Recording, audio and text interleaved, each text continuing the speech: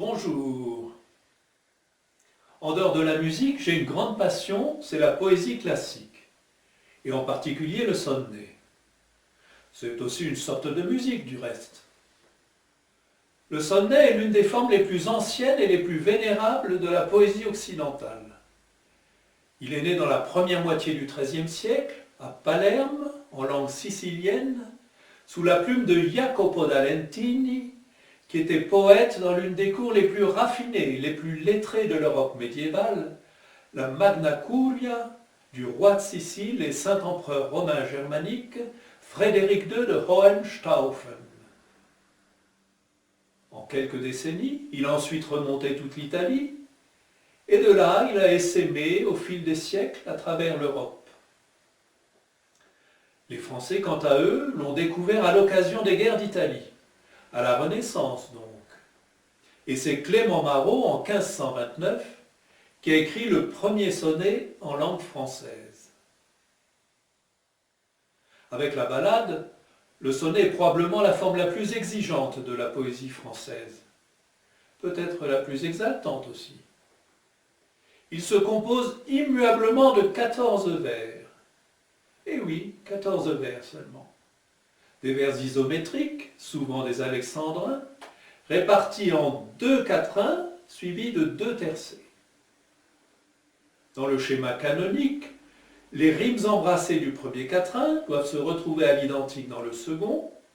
Le premier tercet commence par un distique de rimes plates et son dernier vers s'associe au deuxième tercet dans un jeu de rimes croisées.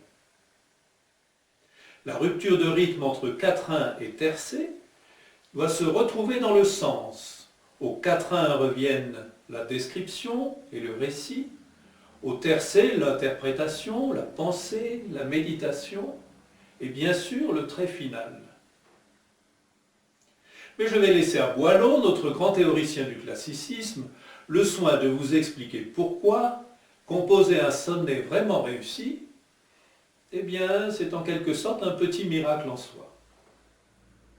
Donc voici de Nicolas Boileau, qui vécut de 1636 à 1711, pour ceux qui aiment les dates, un extrait de l'art poétique.